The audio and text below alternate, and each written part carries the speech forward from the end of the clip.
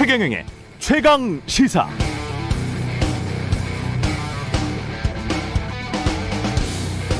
네, LH 직원들의 투기 사건은 참여연대 민변에 제보가 들어와서 이들 단체가 자체적으로 조사하고 결과를 언론에 공개하면서 사회적 파장을 크게 불러일으킨 사건이죠. 그런데 이틀 전 제가 우연히 저녁 모임에서 참여연대의 한 관계자를 만났는데요. 이 사건의 사회적 파장이 커지고 또 재보궐선거를 앞두고 집권 여당에게는 불리하게 되고 야당에게는 유리하게 전국이 흘러가자 참여연대에 전화해서 거칠게 항의하는 시민들이 좀 많아졌다고 합니다. 거기에다가 그렇게 화풀이 하시면 안 됩니다. 왜 안 되느냐? 제보가 들어왔는데 조사하지 않고 덮었다면 그게 오히려 시민단체에게는 큰 문제가 되기 때문이죠. 도덕성에 치명상을 입게 됩니다. 참여연대나 민변 같은 곳은 사회에 소금 역할을 해줘야 하는 곳입니다.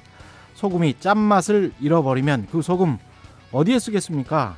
또 그런 행동이 오히려 자신이 지지하는 정당을 망조들게 한다는 것도 기억했으면 좋겠습니다.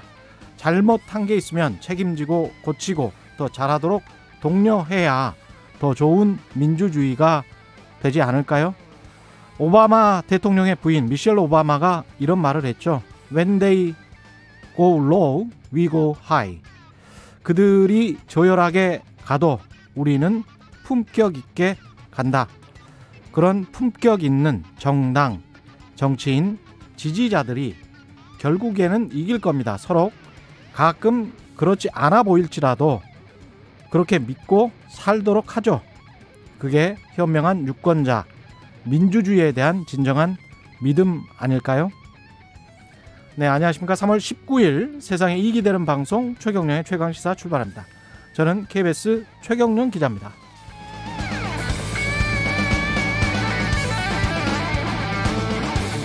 네, 최경영의 최강시사 유튜브에 검색하시면 실시간 방송 보실 수 있고요. 문자 참여는 짧은 문자 50원, 긴 문자 100원이 드는 샵 9730 무료인 콩 어플에도 의견 보내주시기 바랍니다. 오세훈 안철수 후보 간 야권 단일화 일단 불발됐습니다.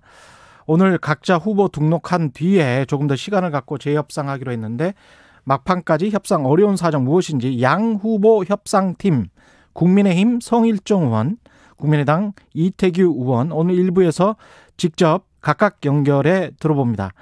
2부에서는 어제 열렸던 한미 외교 국방장관 2+2 회의 결과 정세현 민주평통 수석 부의장 모시고 분석해 보겠습니다.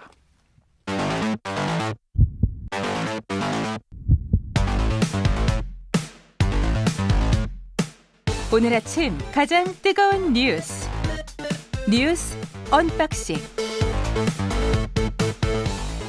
네, 오늘 아침 가장 뜨거운 뉴스 언박싱 시작합니다. 민동기 기자, 김민아 시사평론가 나와 있습니다. 안녕하십니까? 안녕하십니까? 예, 오세훈 안철수 단일화가 결렬됐습니다.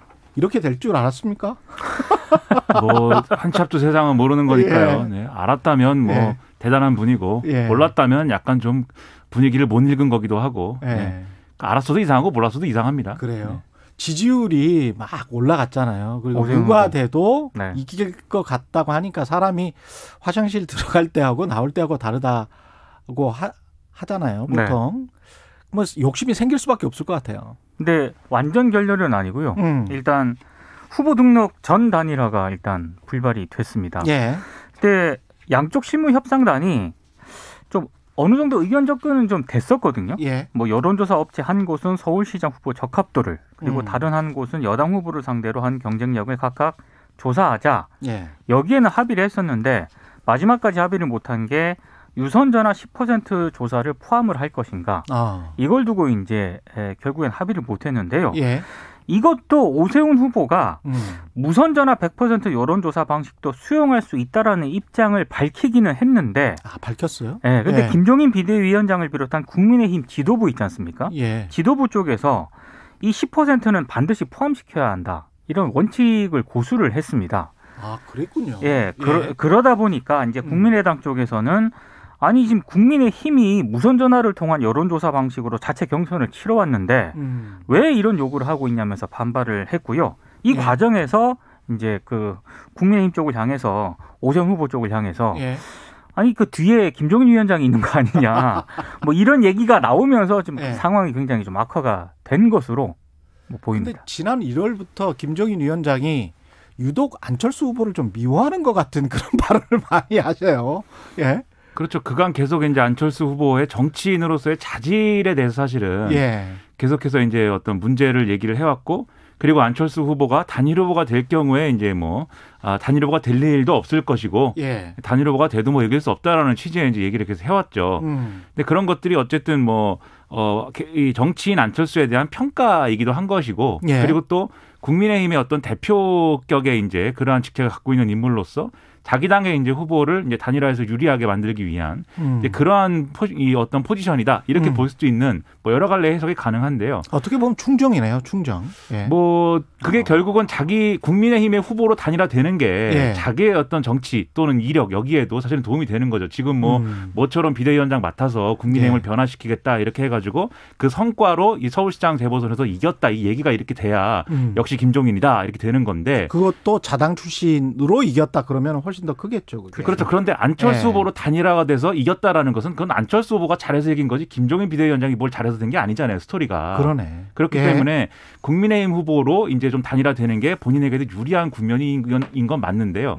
근데 이제 이 상황에서 또 하나 주목해 볼 게, 안철수 후보는 어쨌든 간에 국민의힘 후보가 아닌데 예. 국민의힘 내부에서 김종인 비대위원장이 단일화 협상을 이제 망치고 있다. 예. 안철수 후보를 왜 이렇게 적대시하느냐 이런 목소리가 국민의힘 내부에서 나온다는 거죠. 예를 들면 김무성 의원하고 예. 그다음에 어제 보면 이재호 전 의원, 김문수 그렇죠. 전 도지사 이런 분들이 나와가지고 예. 단일화 협상을 재개할 것을 촉구하고 김종인 비대위원장이 뭐 이 어떤 뭐 태도나 이런 것들을 바꿔야 된다라고 주장을 하고 있는데, 예. 이런 거 사실은 이제 뭐 그러한 목소리를 낼 수도 있겠습니다만 결국은 이제 재보선 이후 상황에 대한 여러 가지 또 서로의 그러네요. 수읽기 이런 것들이 오가고 있는 거거든요.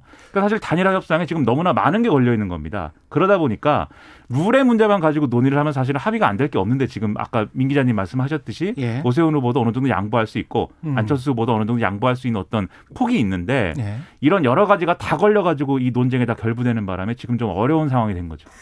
이게 당분간 이제 또 일단 후보 등록은 각자 하고요. 예. 단일화 협상은 계속 이어나가기로 했는데 중간에 지금 감정이 너무 격화돼서 심지어 어제 뭐 양쪽 실무협상단은 당분간 얼굴을 보고 싶지 않다 뭐 이런 얘기까지 했다고 하니까요. 그리고 지금 격하게 지금 감정이 오고 가고 있지 않습니까? 예. 뭐 엑스맨 상황. 어제 또 김종인 위원장은 안철수 후보를 향해서 정신이 이상한 사람 아닌가 뭐 이런 얘기까지 나왔기 때문에 예. 이런 상태에서 만일에 단일화가 극적으로 타결이 되더라도 이게 시너지 효과가 날 거냐 또 이런 얘기도 나오고 있는 상황입니다. 그러니까 이 정신이 이상한 사람 이런 말은 이제 쓰면 안 되고요. 일단 기본적으로. 그렇죠. 예. 그리고 이제 뭐 기자들이 물었는데 그 마지막에 그렇게 툭 해버렸더라고요. 예. 그렇죠. 그러니까 이게 맥락이 뭐 예. 다들 아시겠지만은 처음에 이제 김종인 위원장이 이렇게 좀 적대시하는 어떤 안철수 대표는 뭐 토론을 못 하지 않느냐. 그 토론을 못 하니까는 단일화 협상에 제대로 응하지 않고 있다. 이런 취지로 비판을 하니까 이 안철수 대표 측에서 김종인 비대위원장이 이제 상황이냐 이렇게 나온 것이고, 그다음에 이거에 대해서 오세훈 캠프에 있는 이준석 전 최고위원이 예. 상황이라는 것은 안철수 대표의 배우자 아니냐라는 취지의 그런 주장을 또 하니까 예. 안철수 대표가 거기다 대고 또 거기서 얘기하는 상황, 즉 예. 여상 황제, 즉 예. 나의 배우자인 김미경 교수를 얘기하는 것인데 예. 그 김미경 교수라는 사람은 사실 김종인 비대위원장의 배우자 아니냐? 왜냐하면 동명이인이에요, 그 사람이. 그렇게 됩니까? 그렇게 받아치니까 예. 김종인 비대위원장이 또 정신이 나간 사람이다 이렇게 된 거거든요, 이게. 예. 그러니까 이게 사실은 전혀 할 필요가 없는 말싸움이고. 할 필요가 없었네. 그렇죠. 그건. 안철수 후보가 예. 그 김종인 비대위원장의 부인 얘기 아닐까요? 라고 한 시점부터 사실은 예. 거기서부터는 아무 의미 없는 지금 초등학생의 말싸움 같이 돼버린 거거든요. 그러니까 이런 일을 왜 하고 있는가 상당히 예. 의문이고, 그렇기 때문에 안철수 후보가 뭔가 예. 지금 지금 김종인 비대위원장하고 당내의 중진들의 어떤 이간질 뭐 이런 차원에서 지금 얘기를 그런 식으로 꺼내는 거 아니냐라고 오세훈 후보 측은 의심하고 있는 겁니다. 그러니까 서로 의심할 거리만 이렇게 쌓여가고 있어요. 그러네요. 근데 아까 그 김민하 평론가가 말한 것 중에서 김무성, 이재호가 김 위원장은 즉각 사퇴하라. 그러니까 김종인 위원장. 이게 지금 선거 막바지에 이런 이야기가 나온다는 거는 선거 이후에 그 분석이 맞는 것 같아요. 선거 이후를 굉장히 치밀하게 이분들은 다 노련한 분들이잖아요. 그러니까 정치 구단들인데. 선거 결과와 상관없이 예, 야권발 정계 개편은 필수적이기 때문에 뭔가 김종인 위원장이 딴 생각하고 있다. 이거를 감지한 거야. 이 사람들은. 근데 그 감지했다라고도 표현할 수 있지만 예. 감지했다라고 주장하면서 김종인 비대위원장을 견제한다 이렇게 풀이할 수도 있는 것이 그렇게 할 수도 있겠다. 이후 예. 국면은 일단은 정계 개편 이전에 뭐가 있냐면 당권을 놓고 겨뤄야 됩니다. 일단은. 그렇죠. 예. 근데 그 당권을 놓고 겨루는 것은 결국은 노선과 결부되어 있는데 국민의힘이 앞으로 정계 개편에서 어떻게 될지는 모르지만 결국은 중도적인 그런 성향으로 갈 것이냐. 그래서 영남에 있는 기본적인 이제 기층 세력하고 어느 TK. 정도의 예. 좀 떨어지는 것을 용인할 것이냐 아니면 그걸 김종인 위원장은 바라는 거죠. 그렇죠. 그리고 그렇죠. 김종인 비대위원장은 재보선 끝나면 이제 물러나겠다고 했지만 거기에 동조하는 세력들이 지금 형성돼 있습니다. 예. 초선 중심으로 해서. 예. 그다음에 이제 중진들은 영남을 중심으로 한 중진들은 그런 그림이 아니고 예. 기존의 이제 보수 세력의 그러한 포지션으로 돌아가야 된다. 그리고 그 돌아간 상황에서 지금 당 밖에 있는 홍준표 의원이라든지 뭐 이런 사람들까지 다 돌아오게 만든 다음에 넓은 보수로 가야 된다. 이 주장을 하고 있어서 이게 부딪힐 거거든요. 그 결국은 근데 이제 국민의힘 현역 국회의원들은 대부분은 그쪽 대구 경북 쪽 아닙니까? TK 쪽에 많이 집중이 그렇죠. 되죠. 초선 의원들은 또 다르죠. 초선이 많이 있는데 예. 초선 의원들의 경우에 지금 여러 가지로 예를 들면 홍준표 의원이 복당을 한다거나 이런 거에 대해서 굉장한 이제 그 거부감을 지금 갖고 있는 상황이기 때문에 예. 이런 이해관계가 아마 재보선 끝나면은 돌출이 될 거고 예. 이것의 어떤 전초전 같은 현상이 지금 벌어지고 있는 겁니다. 뭔가가 지금 벌어지고 있어요. 예. 네. 국민의힘 내부에서. 예. 5년 만에 2+2 한미 외교 국방장관 회의가 있었습니다. 내용은 공동성명이 나왔죠? 공동성명이 나왔습니다. 예. 근데 뭐 북한 핵 탄도미사일 문제가 일단 동맹의 우선 관심사다. 이 문제는 확인을 했고요. 그러면서 한미 간 완전히 조율된 대북 전략 아래에 다뤄줘야 한다. 여기에는 공감을 같이 했는데 예. 어제 또 좀 주목을 해야 되는 부분이 북한 문제하고 중국 문제에 있어서는 우리 정부랑 좀 일정한 견해차를 좀 드러냈거든요. 특히 이제 대북 정책과 관련해서 우리 정부 같은 경우에는 북미 싱가포르 회담 있지 않습니까? 예. 여기에 기초해서 조속히 이제 북미 대화를 시작하면 좋겠다 이런 입장을 계속 밝히고는 있는데 주목해야 될 게 미국의 두 장관이 있지 않습니까? 예. 국무국방장관은 이번에 방한을 하면서 싱가포르 정상회담에 대해서는 한마디도 언급을 안 했다는 점이고요. 그리고 블링컨 국무장관 같은 경우에는 싱가포르 공동선언에 원래 한반도 비핵화라는 그런 표현이 들어가 있었는데 예. 한반도 비핵화라는 단어를 쓰지 않고 북한 비핵화라는 단어를 계속 사용을 했습니다. 아, 그때는 한반도 비핵화였는데 싱가포르 정상회담 때는 그때는 한반도 예. 비핵화라고 언급이 돼 있었는데 예. 이 블링컨 국무장관 같은 경우는 이번에 방한을 하면서 북한 비핵화라는 용어를 고수를 했기 때문에 이거는 한반도 비핵화는 이제 미국의 전략 핵무기까지 포함하는 내용이고 그렇죠. 그래서 북한 비핵화는 북한 니들만 해라 뭐 이런 이야기고 그런 이제 개념상의 차이가 있는데 사실 예. 한반도 비핵화라는 거는 이제 90년대에 예. 그 기본 합의를 할 때부터 이제 고수된 용어여서 그렇죠. 그런 차원에서 정리된 용어라고 우리는 주장하는데 일단 블링컨 국무장관은 이전에 여기 오기 전에 일본 들르고 뭐 쿼드 화상회의하고 이러지 않았습니까? 예. 계속 그 자리에서도 북한의 완전한 비핵화를 얘기를 했고요. 아마 예, 한국에 와서도 그 입장을 이제 고수를 했을 겁니다. 다만 공동성명에는 이제 그렇게 표현이 안 돼 있는데 예. 예를 들면 뭐 북한의 비핵화라든지 그다음에 뭐 계속해서 그 이전부터 얘기해왔던 북한 인권 문제 이런 거는 반영이 안 돼 있는데 예. 아마 우리 정부의 입장이 어느 정도 그것에 대해서는 관철이 된 거겠죠. 그런데 이제 합동성명 이후에 이제 질의응답 과정에서는 이 블링컨 국무장관이 하고 싶은 얘기를 다 했거든요. 예. 북한이 인권을 여러모로 훼손하고 있고 그다음에 이 중국이 규범에 기초하지 않은 이런 여러 가지 행동들 때문에 약속을 하나도 안 지킨다 중국은. 예. 즉 자신들의 대중국 전략 문제 지금 북한 문제를 엮는 이런 분위기이기 때문에 이 트럼프 행정부에서는 개별적인 협상으로 풀 수 있는 문제였지만 지금 어떤 세력 대 세력, 동맹 대 동맹 이렇게 가는 어떤 그림이다 이렇게 볼 수가 있고 그래서 오늘 아마 지금 뭐 알래스카 앵커리지에서 예. 미중 고위급 협상이 이제 시작이 되는데 여기서 북한 문제가 거론이 되겠지만 결국은 중국 책임론 이런 거를 거론하기 위한 어떤 수단으로 쓰여질 가능성이 높고 이렇게 되면 앞으로 이제 우리가 유엔에서 유엔 인권이사회 이런 데서 이제 예를 들면 북한 인권 결의안 같은데 표결하는 문제 뭐 이런 것까지도 영향을 미쳐서 우리가 상당히 외교적으로는 좀 뭐랄까요 난감한 이 상황에 빠질 수가 있다는 우려가 드는 예. 거죠 이제. 알겠습니다. 뉴스 언박싱 민동기 기자 김민아 시사평론가였습니다. 고맙습니다. 고맙습니다. KBS 1라디오 최경영의 최강시사 듣고 계신 지금 시각 7시 34분입니다. 금요일인 오늘 전반적으로 구름량이 많겠습니다. 볕이 어제보다 좀 부족한 듯 하겠지만 그래도 기온은 어제만큼 올라 오늘도 꽤 따뜻하겠습니다. 동두천과 광주가 20도, 서울과 대전 19도 안팎까지 오를 전망입니다. 다만 오늘 밤 제주도 지방을 시작으로 내일 전국에 걸쳐 비 예보가 있는데 내일은 오늘만큼 높은 기온은 아니고요. 내일 낮 최고 기온은 서울과 세종 12도, 부산, 광주 등은 15도 정도 내다보고 있습니다. 비는 내일 밤 대부분 그치겠지만 강원 영동 지방은 일요일 새벽까지 이어지겠고요. 지금 미세먼지 농도가 수도권 지역을 중심으로 나쁨 단계를 보이는 곳이 있습니다. 수도권과 더불어 충청남도 지역 오전까지는 일시적으로 나쁘겠지만 오후부터는 보통 이상이 될 것으로 예상됩니다. 지금 서울 기온은 11.5도, 습도는 62%입니다. 지금까지 날씨 정보였습니다. 다음은 이 시각 교통 상황 알아보겠습니다. KBS 교통정보센터의 이승미 씨입니다. 네, 이 시각 교통 상황입니다. 수도권 제일순환고속도로 판교에서 일산 방향으로 사고 난 곳 있습니다. 먼저 장수에서 송내까지 정체고요. 자유로 부근 3차로에는 장애물이 있어서 앞을 잘 살피셔야겠습니다.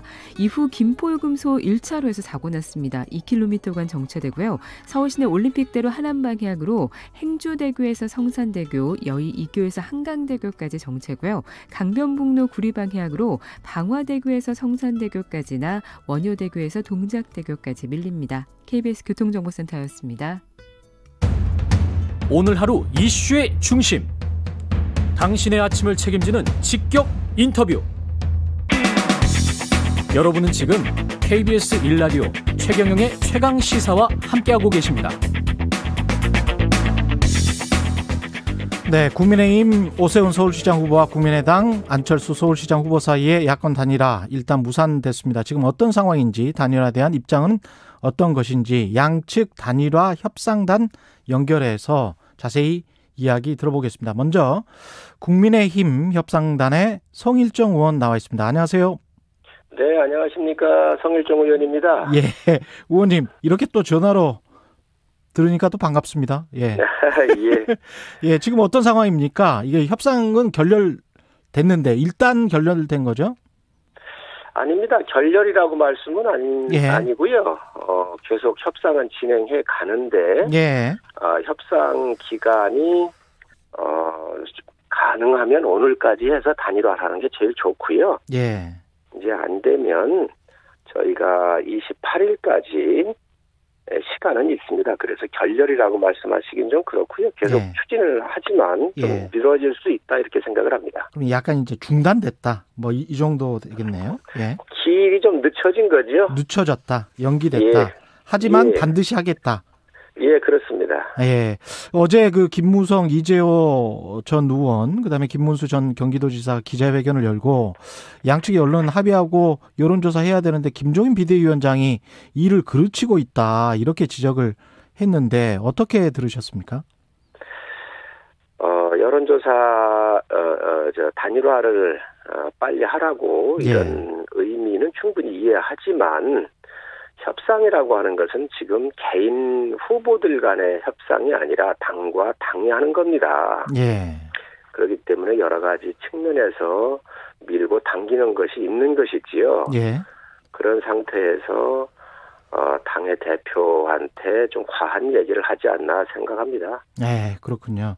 그 유선전화 부분 때문에 지금 가장 이슈가 되는 것 같은데요. 이거는 어떻게 양측이 협의할 수가 없는 겁니까? 계속 유선전화는 들어가야 되는 건가요? 그러면요. 이거는 꼭 들어가야지요. 그 유선전화를 썼던 적도 있고 안 썼던 적도 있습니다. 예. 선례들이 그래요. 그래서 예를 들면 2019년, 17년, 12년 이런 당대표라든가 여러 가지 할 때에 8대2 정도로 섞었었던 선례들도 있지요. 예. 그렇기 때문에 물론 이 상황이 국회의원, 대통령 선거 이런 것들하고는 후보자를 뽑을 때하고는 조금 틀릴 수도 있는데 예. 우리가 이걸 하나 관심 있게 좀 볼 사항이 있습니다. 뭐냐면 중앙선관위에서 예. 조사학회, 통계학회죠. 그 통계학회 교수님들 모여 계신 그곳에 이 무선전화로만 하는 것이 정확하냐, 민심을 제대로 반영하느냐 해가지고 이에 대한 용역을 정부 자금으로 용역을 준 적이 있어요. 예. 그때에 무선만 가지고는 안 된다. 보이스피싱이라든지 또 어르신 분들 같은 경우는 좀 빠지는 경향이 있다. 예. 유선 전화를 많이 사용하고 하기 때문에 또 유선 전화를 사용하는 분들이 한 300만 명 정도가 되잖아요. 그렇기 때문에 가장 민심을 정확하게 반영할 수 있는 것은 예. 유선 전화를 꼭 포함해라. 이렇게 해서 그 용역이 이루어졌고 그것을 중앙선관위가 홈페이지에다가도 올려놨지요. 그래서 이 원칙 있는 단일화를 위해서는 이러한 유무선을 혼합하는 것이 민심을 가장 잘 반영을 하고 이 여론조사라고 하는 게 통계학이기 때문에 통계학에 갖고 있는 정확한 수치를 반영하는 데 비교적 정확성을 더 보강화를 하는 것이 예. 유선 전화를 플러스하는 게 좋습니다. 근데 안철수 후보 측 주장은 국민의힘이 자체 경선에서는 무선전화 100%로 해놓고 왜 우리랑 할 때는 유선을 넣어야 되냐. 이건 말이 안 되는 거 아니냐. 이렇게 지금 주장을 하고 있는 거거든요. 그 주장 들었고요. 예. 또 그렇게 하실 수 있습니다. 그건 뭐 국민의당이 충분히 하실 수 있고요. 예. 그러나 당시에 우리 4명의 후보들이 할 때는 그 내부에서 하는 일이고 그 후보들이 다 찬성을 했어요. 그거에 대해서 그렇게 중시하지 않았어요. 그러나 지금은 당 대 당의 협상이고 예. 어쨌든 서울시장이라고 하는 지금 야권의 후보를 뽑으면서 정밀도를 높여보자고 하는 것이기 때문에 예. 대의 명분이나 조사의 용역, 정부가 준 조사의 용역 같은 걸 봐보면 원칙 있는 단일화를 위해선 저희가 주장하는 것이 원칙 있는 단일화인데 이 부분에선 전 그게 맞다고 보여집니다. 그래서 예. 그러한 전문가들의 조사 용역에 대해서 충분히 그 안철수 후보 측에서 받아들여야 된다 이렇게 보고 또 이태규 총장께서 굉장히 고생을 하고 계신데 예. 이런 부분도 있습니다. 지금 가상 대결에서는 가상 대결 한다고 한다면 유선을 받아주겠다 이랬거든요. 그런데 가상 대결이 아닌 거에는 유선을 못 받아주겠다. 그리고 이것도 또한 논리적 모순입니다. 일관되게 어디든 일정한 부분이 통계학적으로 정밀성을 가지려면 예. 받는 게 저는 맞다고 봅니다. 예. 가상 대결을 한다면 유선 전화 조사도 받아줄 수 있다. 이거는 다시 한번 제가 이따가 이태규 총장께 확인을 해보고요. 예, 제 이후에 나오시니까 한번 물어보시지요. 예. 일단은 안 후보가 이렇게 되면 기호 2번으로 출마는 못하게 되는 거네요. 오늘 등록은 다 해야 되니까 두 분 다. 네, 그렇습니다. 대신 이제 28일까지 하게 되면 한 분이 이제 단일하게 되면 사퇴라고 하는 옆에 정확하게 표시하게 돼 있죠. 그러면 2번이든 4번이든 뭐 한 분만 나오는 걸로 만약에 이제 단일화가 되면 그렇죠? 그렇습니다. 그렇습니다. 그렇게 될 겁니다. 예. 단일화는 아까 말씀하셨다시피 꼭 된다. 근데 시기는 어떻게 될까요? 29일에 이제 투표 용지 인쇄일인데 그 전까지 28일까지는 끝내야죠. 28일까지. 예. 아니 근데 이제 성 의원님이 이전에 빨리 끝냈으면 좋겠습니다. 성 의원님이 사실은 최경련 최강시사 나오셔가지고 이 관련해서 이야기를 하실 때 16일까지 말씀하셨다가 17일, 18일 이렇게 말씀하셨다가 지금 이렇게 돼버린 거거든요. 그만큼 단일화가 어렵고요. 옛날로 따지면 전쟁하는 거 아니겠습니까? 그래서 그 전쟁이라고 하는 것이 이제 선거로 민주적으로 바뀐 것인데 그만큼 지난하고 힘든 것은 사실입니다. 그러면 이 실무 협상으로 계속 이어지는 건가요? 아니면 두 후보가 만나서 그냥 이렇게 그냥 하자라고 어떤 극적인 합의 같은 게 가능한 것입니까? 어떻게 보시나요? 전권을 다 맡겼기 때문에 실무 협상이 기본이 되겠지요. 예. 자칫 여권의 바람일 수도 있겠습니다만은 자칫 3자 구조로 갈 가능성에 대해서도 정치평론가들이 좀 이야기가 나오고 있는 것 같은데요. 그럴 가능성은 없도록 저희가 해야 한다고 생각을 하고요. 어제도 보니까 아침에 오세훈 대표께서 모방송에 나가셔가지고 적합도 또 경쟁력에서 50%면 받겠다 이렇게 또 얘기를 하시니까 이태규 총장께서 한 11시경에 이걸 못 받겠다 또 이렇게 얘기를 하셨었거든요. 예. 그리고 나서 또 12시 좀 15분경에 안철수 대표가 또 오세훈 후보의 이 안을 또 받겠다. 여러 가지 이런 것이 서로 오고 갔는데, 물론 이게 그 책임 떠넘기기로도 보여질 수 있고 또 그렇게 한 가능성도 일부 있다고 하지만 두 후보들 간에도 단일화는 꼭 해야 되겠다라고 하는 그런 생각도 있다. 책임을 떠넘기기 위한 그러한 반응이었겠지만 어쨌든 다급함에 반드시 이 부분에 대해서는 단일화의 필요성에 대해서는 공감하고 있지 않나 이렇게 생각을 하고 있습니다. 뭐 여상 황제, 뭐 정신 이상한 것 아니냐 하면서 이런 어떤 거친 말들이 오가서 감정의 골이 좀 깊을 수도 있을 것 같다 그런 생각이 드는데요. 그렇지는 않습니까? 단일화하는 과정에서 뭐 여러 가지 갈등도 있고요. 또 그러한 공세 수비 다 있어 왔습니다. 그렇기 때문에 뭐 그것이 그렇게 단일화를 하는데 걸림돌이 된다고 생각하지는 않고요. 또 실무적으로 이태규 의원께서 굉장히 또 진지하시고 일을 잘하시는 분입니다. 그래서 실무적으로나 이런 면에서는 뭐 그런 것들이 장애물이 되지는 않습니다. 외곽에서 그런 그 기싸움도 있고 뭐 예전에도 그랬습니다. 정몽준 노무현 전 대통령 단일화라든가 여러 가지 있을 때 보면 그런 것들이 있었지만 실무적으로 보면은 다 가슴을 열고 비교적 잘 진행한다 이렇게 말씀드릴 수 있습니다. 오늘 말씀 감사하고요. 국민의힘 성일종 의원이었습니다. 고맙습니다. 네, 감사합니다. 네, 이어서 국민의당 협상단인 이태규 사무총장, 이태규 의원 연결해서 안철수 후보 측 입장 들어보겠습니다. 안녕하십니까? 네, 안녕하세요. 낙관하십니까? 성일종 의원처럼 단일화는 꼭 될 것이다.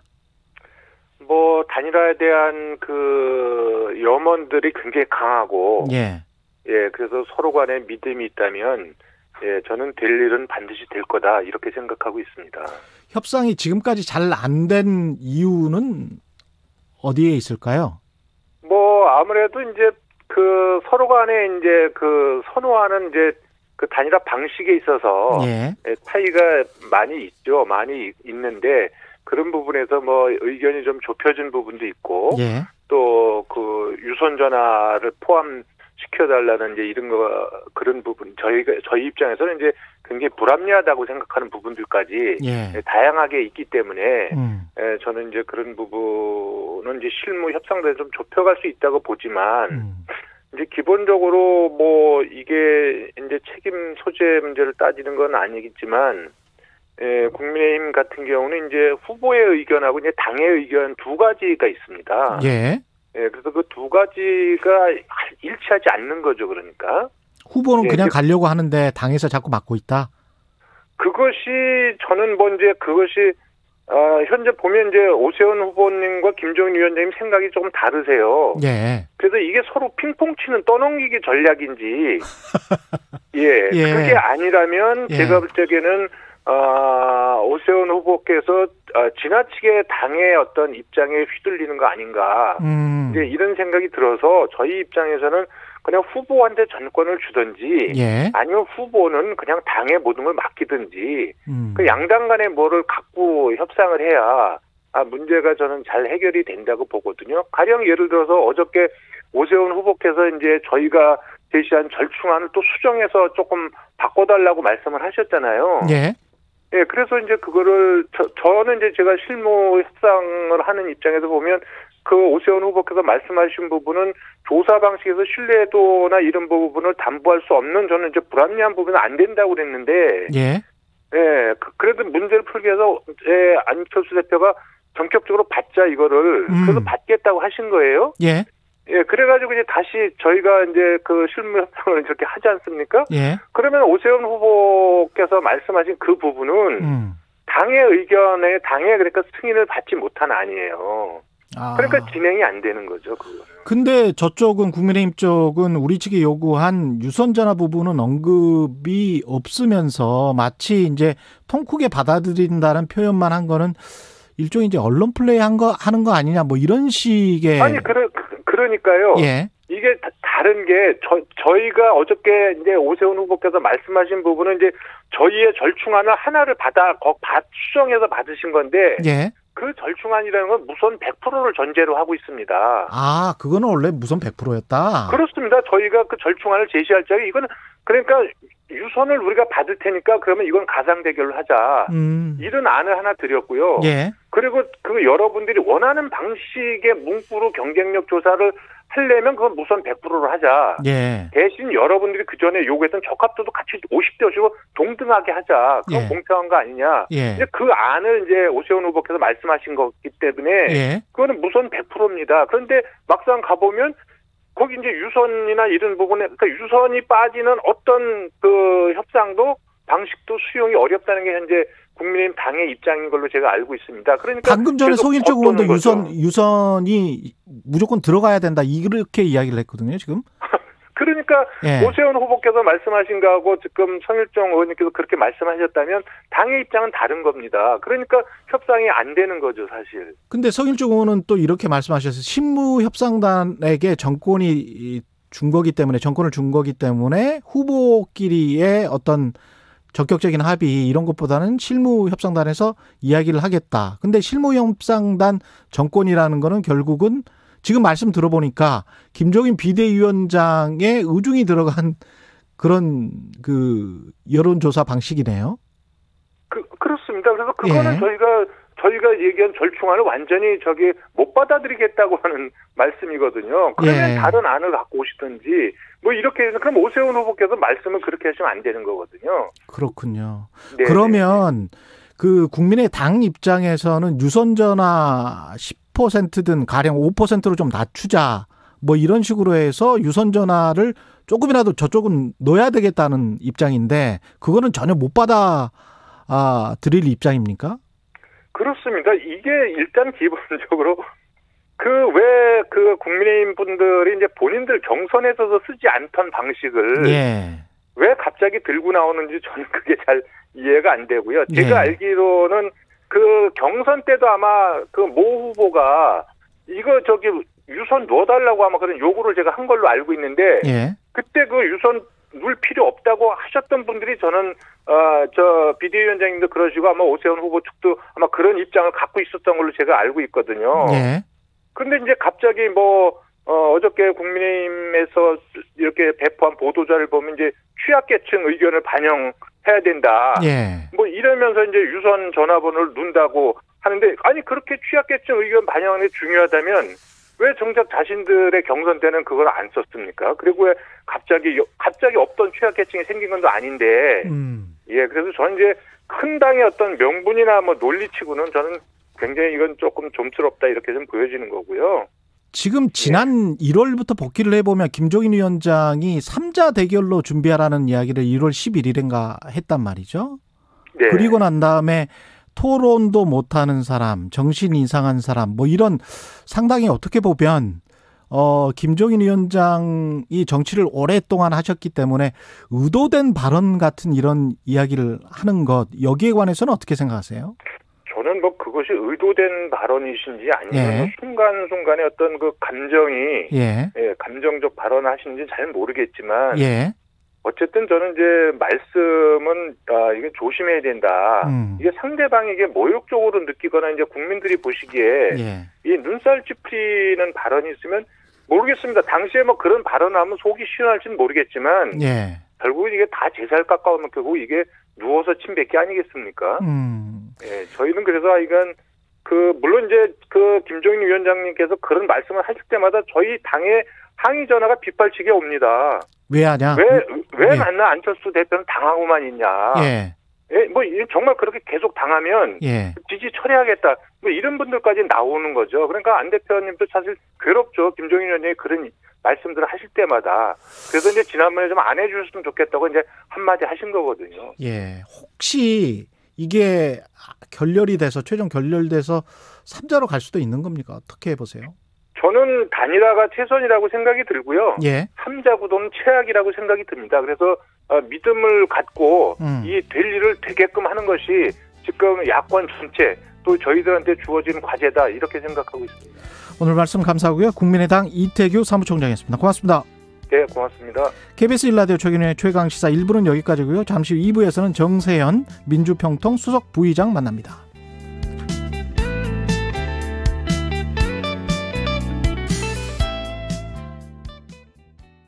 말 같은 말.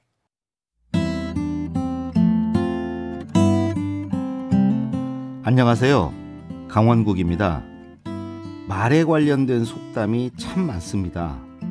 그 안에는 말 같은 말을 하는 방법이 망라되어 있는데요. 가장 많은 것은 말조심하라는 경고입니다. 새치혀가 사람 잡는다. 칼의 상처는 아물어도 말의 상처는 아물지 않는다. 입은 화를 들이는 문이요, 혀는 몸을 베는 칼이다. 이들 격언만 잘 기억해도 말로 낭패 볼 일은 없을 겁니다. 말을 많이 하지 말라는 속담도 많은데요. 빈수레가 요란하다. 침묵이 금이다. 저는 이런 조언에는 선뜻 동의하기 어렵습니다. 할 말은 하되 쓸데없는 말을 줄여야겠지요. 할 말은 해야 한다는 속담도 적지 않은데요. 말하지 않으면 귀신도 모른다. 죽어서도 무당 빌려 말하는데 살아서 뭔 말을 못할까. 말의 효용성을 강조한 것도 많습니다. 말 한마디에 천냥빚도 갚는다. 유명한 속담이지요. 이로운 말은 귀에 거슬린다도 있고요. 말에는 비밀이 없다는 속담도 꽤 많은데요. 발 없는 말이 천리를 간다. 들은 말 들은 데 버리고 본 말 본 데 버려라. 말은 상대적이라는 속담도 많지요. 가는 말이 고야 오는 말이 곱다. 말은 메아리로 돌아온다. 되로 주고 말로 받는다. 다 같은 뜻입니다. 이 밖에도 아다르고 어다르다와 같이 표현에 신경 써야 한다고 가르치는 속담도 많고요. 언행일치와 바른 말을 강조하는 것도 있지요. 한 입으로 두 말하면 안 된다. 입은 비뚤어져도 말은 바로 해라. 길이 아니거든 가지 말고 말이 아니거든 하지 마라. 이런 말들인데요. 찾다 보니 가장 와닿는 속담이 있었습니다. 개 입에서 개 말 나온다. 강원국의 말 같은 말이었습니다. 세월의 혀로 빚어낸 매콤한 문장들. 속담에서 삶의 지혜, 말하기의 지혜를 배워보세요.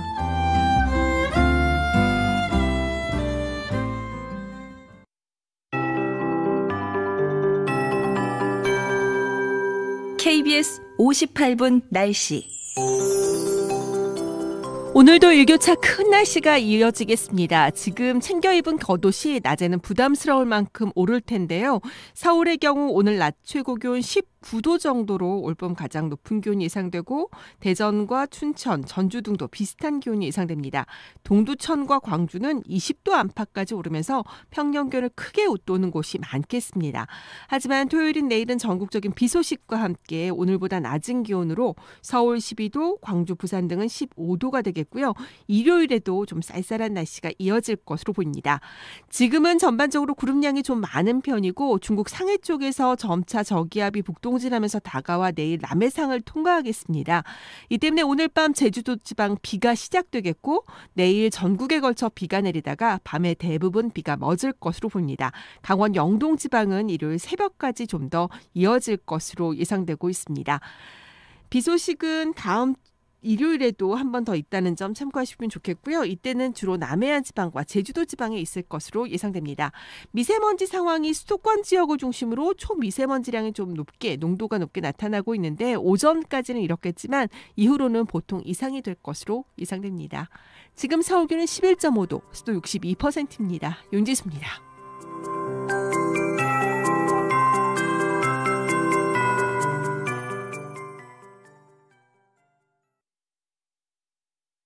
정성을 다하는 국민의 방송 KBS가 8시를 알려드립니다.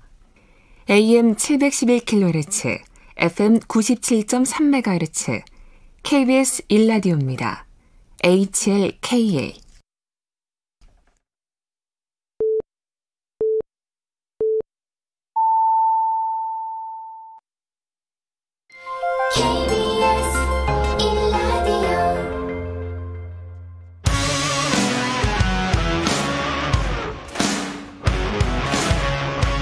오늘 하루 이슈의 중심 최경영의 최강 시사. 네, 한미 동맹이 한반도와 인도 태평양 지역의 평화 안보 번영의 핵심 축이다. 한미 외교 안보 수장이 5년 만에 2+2 회의를 열고 한미 동맹과 동북아 정세 등 여러 현안을 논의하고 공동 성명도 채택했습니다. 대북 정책의 새로운 그림을 그리고 있는 바이든 미 행정부의 정책 방향, 우리 정부의 역할 고민해야 할 시기인데요.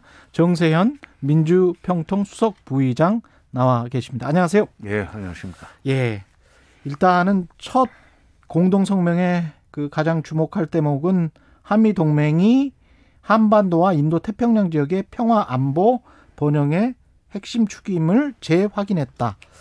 뭐 이건 거는 같은데요. 어떻게 보셨습니까? 인도 태평양 전략이라는 것은 미국의 대중국 압박 및 견제 전략입니다. 인도 태평양 지역 이게 나왔다는 네. 게. 예. 인태 전략이라는 것은 그 미국의 대중국 압박 전략인데 거길 한미 동맹을 거기다 갖다 붙였다는 게 지금 그렇죠. 그 핵심축 린치핀이라는 표현까지 그게 조금 그 뭐랄까 찜찜하고. 예. 그다음에 그보다 더 중요하게 지금 눈여겨봐야 될 대목이 공동성명 안에 들어 있습니다. 어떤 대목인가요? 한반도 문제와 관련된 그 표현인데 예. 한반도 문제와 관련된 모든 문제를 지금 한미 양국이 긴밀하게 조율하고 있다 이래놓고 예. 앞으로 이러한 문제들은 예. 이러한 문제들은 한미 간 완전히 조율된 대북 전략하에 이루어져야 한다는데 의견을 같이 했다. 완전히 조율된 대북 전략하에 이런 문제들이 한반도 문제가 다뤄져야 된다는데 의견을 같이 했다는 얘기는 이게 무슨 말일까요? 완전히 조율되는 게 이게 영문으로 보니까 예, fully coordinated 이렇게 돼 있던데요. 글쎄요, 예. fully coordinated. 예. 완전히 조율 그건 제대로 번역한 거죠. 근데 예. 과거의 경험을 가지고 얘기하면 94, 5년간의 북핵 문제를 풀어나갈 때 예. 한미 간에 엇박자가 많이 났었어요. 한국이 미국 말을 잘 안 들었어요. 예. 그때 미국이 내놓은 것이 한미 공조라는 그냥 평범한 단어입니다. 예. 그게 나중에는 한미 공조에 합의해놓고 왜 딴소리를 하느냐는 식으로 미국이 우리를 압박했었어요. 예. 그래서 정말 힘을 못 쓴 적이 있었는데 4.27, 9.19 남북 정상회담을 끝나고 난 뒤에 2018년 11월 20일 날 한미 워킹그룹이라는 것이 출범하지 않았습니까? 예. 그러니까 4.27 판문점 선언과 4.27 판문점 회담, 그다음에 9.19 평양 회담 또는 9.19 남북 군사 분야 합의서를 보면서 미국이 놀란 거예요. 이 사람들 합의한 거 봐서는 완전히 우리말 안 들을 것 같다 이제. 예. 그러니 이것을 어떤 식으로 조율을 하느냐, 어떤 식으로 우리가 관리를 하느냐. 예. 한반도 문제와 관련해서 한미가 그야말로 긴밀하게 워킹그룹을 만들어서 거기서 합의되는 것만 추진해 나가기로 하자 하는 식으로 해서 우리가 이제 거기에 동의를 했던 것 때문에 예. 2018년 11월 20일부터 남북 관계는 사실상 스톱이 됐었습니다. 왜냐하면 워킹그룹 이게 완전히 조율된 대북 전략하에 한반도 문제가 다뤄져야 한다는 데 의견을 같이 했다. 이게 한미 워킹그룹의 시즌2가 되는 건가? 한미 워킹그룹의 시즌2다. 근데 완전히 조율됐다는 그 단어를 보면 우리도 어느 정도의 어떤 뜻이나 의지나 협상력이 있을 수 있는 거 아닙니까? 이쪽에서 만약에 조율을 안 하면 그건 이상론적인 얘기고 이상론적인 이야기다. 국제정치의 세계에서 예. 강대국과 중소국 사이에는 예.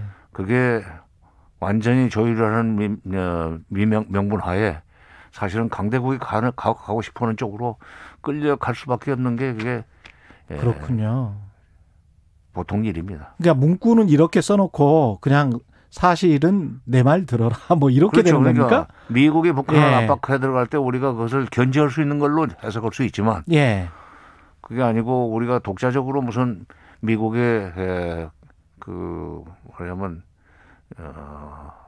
승인이 없어도 양해 없이 독자적인 행동을 하려고 할 때 미국이 아니 완전히 조율된 대북 전략 하에 한반도 문제를 다루어 나가기로 의견을 같이 해놓고 이게 무슨 짓이냐 했을 때 우리가 아니 그 정도의 자율성은 줘야지라고 얘기할 수 있겠는가? 오히려 꼼짝 못하게 하는 하나의 문구가 될 수 있다. 아니기를 바랍니다. 근데 과거에 그냥 지나간 말 비슷하고 원론적으로 말이 좋은 말이기 때문에 합의했던 것들이 90년대 중반에 한미 공조, 2018년 11월 이후 그 트럼프 정부에서 남북 관계를 옥죄었던 한미 워킹그룹.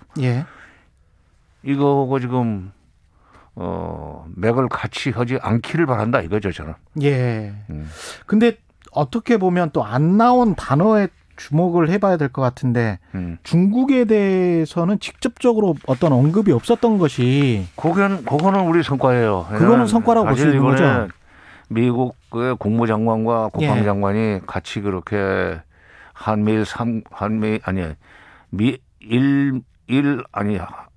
미국을 들려서 한국을 왔고 그리고 이제 오늘 19일 날 알래스카에서 중국의 양재츠 외교 담당 국무위원하고 만납니다. 그 사람들이. 그러니까 미중. 동북아 3국을 순방하는 셈인데 그러네요. 그 목적은 중국을 압박하기 위한 인도 태평양 전략에 일본과 한국을 확실하게 끌고 들어가기 위해서 온 거예요. 그래서 아까 그 인도 코드 태평양 얘기만 안 했을 뿐이지. 그러니까 한미일 관계를 긴밀하게 해야 된다는 얘기가 공동 전문에 들어가 있는데 그 한미일 관계 긴밀화의 그만 목적은 중국 압박이지만 중국이라는 단어는 안 들어갔어요. 이제 일본하고는 다르니까. 그런데 그럼에도 불구하고 그거를 시사하는 문구가 있더라고요. 한미는 한국의 신남방 정책의 연계 협력을 통해 자유롭고 개방된 아까 말씀하신 인태 지역, 인도 태평양 지역을 만들기 위해서 함께 협력해 간다. 그래서 이걸 인도 태평양 지역의 지금 안정을 디스테빌라이즈라고 표현해 놨던데 불안정케 하는 어떤 세력 행위에 관해서 공동으로 협조한다. 그게 중국이에요. 그게 중국이더라. 그러니까 이렇게 생각을 할 수밖에 없는 거죠. 그죠? 인태 전략이라는 것이 이제 범위가 넓죠. 근데 우리 신남방 정책은 사실은 이제 경제적인 문제고 우리의 경제를 좀 더 풍부하게 하기 위해서 신북방 정책, 신남방 정책 두 가지를 지금 문재인 정부에서 추진하고 있는데 이 신남방 정책과 인태 전략의 그 지역이 겹치고 있어요. 근데 처음에는 경제 협력도 인태 전략에 들어간다는 식으로 끌고 들어가겠죠. 인도 태평양 전략에 신남방 정책이 경제 문제 중심이니까 그게 들어가지만 정경분리라고 말은 하지만 결국 경제적인 그런 긴밀한 협력 관계가 되다 보면은 나중에 그것을 보호하기 위해서 군사적으로 이게 같이 행동을 해야 된다고 할 때 우리가 어떻게 빠져나오냐 이게. 그렇죠. 그런 그 모순 또는 충돌 관계가 있습니다. 만약에 그렇게 코드 이야기를 안 할 수가 없는데 그쪽에 계속 뭐 들어오라는 어떤 메시지를 이렇게 전달을 하고 만약에 우리가 들어갔을 때 이건 경제 문제니까 괜찮아라고 하면서 들어갔을 때 중국은 어떻게 반응할까요? 경제 문제는 일단 뭐 협력, 코퍼레이션 차원에서 하는 거기 때문에 그 점에 대해서 그 문제를 가지고 중국이 우리를 압박하거나 또는 보복을 하기는 어려울 겁니다. 중국도 그래도 유엔 안전보장이사의 상임이사국이고 대국인데 그렇게 가지는 않았겠지만 그것이 이제 경제 협력에서 군사적인 협력으로 넘어가는 것은 종이 한 장 차이예요. 그렇죠. 군사적인 협력으로 넘어갈 기미가 보이면 그때는 사드 배치 때 못지않은 보복을 할 가능성이 있죠. 지금 그 한미 공동 성명과 미일 공동 성명의 어떤 뉘앙스 차이랄까요? 이런 것들이 있습니까? 있죠. 어떤 것? 아니, 저 미일 공동 성명은 노골적으로 대북 적대적인 입장을 확실하게 한 것이고 했고, 우리는 우리의 특수한 처지를 생각해서 말하자면 경제적으로 중국과 긴밀한 협력 관계 있잖아요. 쉽게 얘기해서 우리가 지금 뭐 G10이다 G9이 된 게 중국 덕분이에요. 중국에서 돈 벌어가지고 그렇게 된 거예요. 그렇습니다. 그러니까 그렇게 되기 때문에 일본은 중국 아니라도 부자가 되지만 우리는 중국을 끼고 있어야만 부자로 살 수 있다는 그 특수한 상황 때문에 중국에 대해서 적대적인 표현이나 중국을 불안하게 만드는 표현을 넣을 수가 없죠. 그렇게 해서 그거를 이번에 적어도 공동성명에서 뺐다는 것은 이번 외교부 장관이나 국방부 장관의 공로라고 볼 수 있습니다. 예. 싱가포르 정상회담 때 그 한반도 비핵화하고 지금 뭐 북한의 핵무기에 관한 우려가 지금 공동성명에 있지 않습니까? 핵미사일 문제라고. 핵미사일 문제라고 해야 되죠. 탄도미사일. 예, 탄도미사일. 어떻게 봐야 될까요? 한반도 비핵화와 북한 핵. 북한의 비핵화라는 표현을 그동안 많이 써왔었습니다. 비핵화라고 보면은 처음에는 핵무기를 없애는 거였었지만은 점점 북한의 탄도미사일 기술이 늘어나면서 핵을 실어 나를 수 있는 미사일을 13,000km짜리까지 만들어냈단 말이죠. 근데 이제 미국은 ICBM을 걱정하는데 대륙간 탄도미사일 미국을 칠 수 있는, 일본은 중거리 미사일을 걱정을 해요. 그렇죠. 자기 나라 당장 위협이 되니까. 일본이 또 북한에 대해서 했던 짓이 있기 때문에 뭐 나쁜 짓 해놓으면 좀 불안한 거 아니에요. 일본이 북한에 대해서 못된 짓을 많이 했지. 근데 그것 때문에 이번에 탄도미사일이라는 표현에 들어간 것은 일본이 미국한테 확실하게 그냥 대륙간 탄도미사일 말고 뿐만이 아니라 중거리 탄도미사일도 이거는 다뤄 나가야 된다. 앞으로. 그러니까 일본이 개입할 여지가 그냥 있네요, 여기에. 그리고 한미일 간에 긴밀하게 공조하기 위해서 한일 관계도 지금 빨리 풀으라고 하는 게 미국의 얘기 아니에요. 그리고 그것은 뭐 일본의 요구이기도 하지만 그 사람들, 일본 사람들, 그 일본 기업이 교수들한테까지 로비해서 램지어 교수 같은 사람의 논문 쓰게 만드는 거 보십시오. 그렇죠. 미쯔비시가. 미국의 정치권을 움직이는 것은 일본으로서는 여반장이에요. 손바닥 뒤집는 것만큼이나 쉬운 일이에요. 오늘 미중 고위급 회담은 어떻게 될 거라고 보십니까? 둘이 서로 팽팽하게 말싸움하다가 끝나겠죠. 중국 입장에서는 입장이라는 게 있으니까.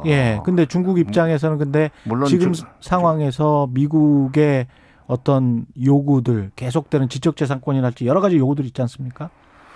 그걸 다 들어줄 수 없죠. 다 들어줄 수 없습니다. 더구나 미국이 지금 이번에 한국에 들어오면서 기자회견 때 그랬나? 중국이 그동안에 뭐 약속을 많이 어겼다 하는 얘기를 하면서 일종의 중국을 악마화시키는 데모나이징하는 그런 그 과정을 밟기 시작했어요. 약속을 어겼다는 게 지적재산권 같은 거에서 지금 미국의 요구를 잘 안 들어줬다는 얘기겠죠. 그렇죠. 그런데 미국은 자기가 요구해놓고 중국이 이행하지, 그건 검토해보겠다 하면은 그건 약속했다는 식으로 이제 딱 치부하고 이행되지 않으면 약속하겠다는 식으로 몰아붙이는 것 같은데, 그런 문제 가지고 양재치와 지금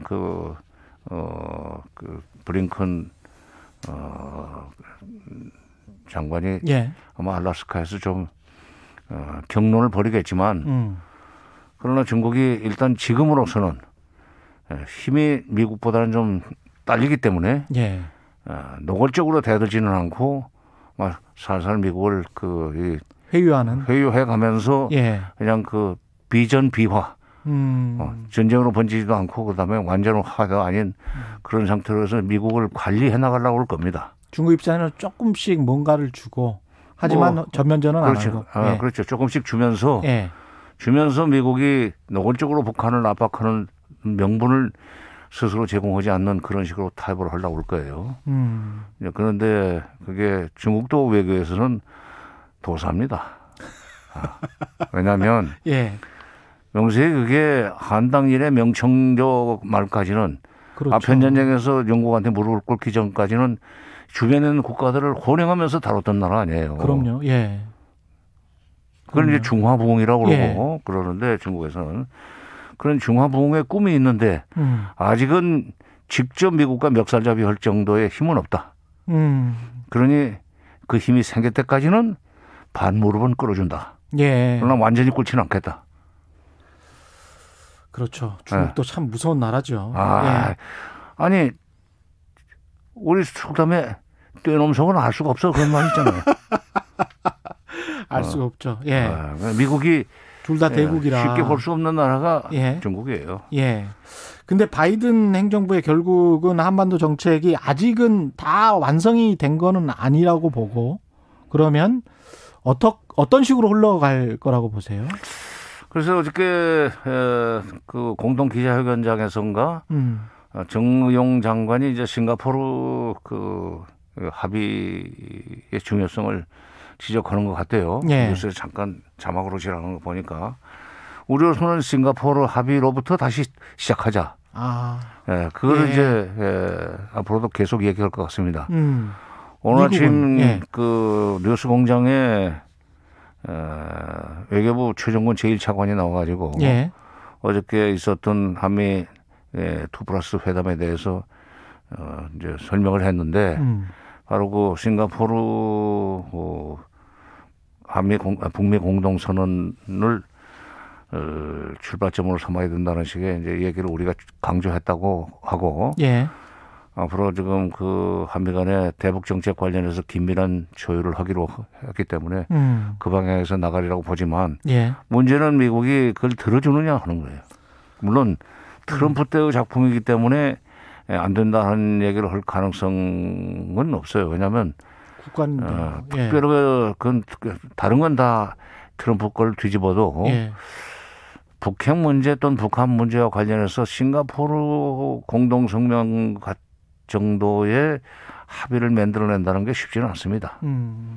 그러니까 그거를 일단 네 기둥으로 삼아서 그 안에 말하자면 구조를 어떻게 꾸려나갈 것인지 하는 것은 이제 우리가 긴밀하게 협의를 한미 간에 해야 되는데 그런 점에서 우리가 미국을 선도해 나갈 수 있는 많은 그 전략적인 준비를 해야죠. 미국을 그러니까 선도해 갈 수 있는 전략을 만들어야죠.